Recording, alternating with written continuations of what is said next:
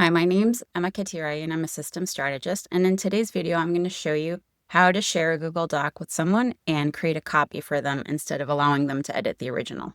So how do you force a copy of a Google Doc? You may have received a link, and when you clicked on it, instead of allowing you to edit the original, you got a prompt to create a copy of that document. So this works great in instances where you want to share a Google Doc with people, like a freebie. You're sharing a workbook and you want people to have their own copy instead of editing your version. So the first thing you need to do is change the privacy settings of the document.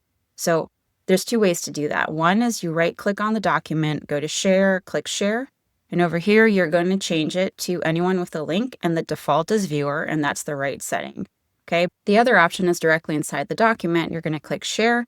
Same options are going to show up for you. You're going to change it to anyone with link. You're going to see that it says Viewer. That's perfect. Done. Next, you're going to change the link.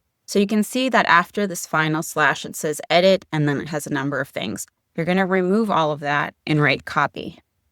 Okay.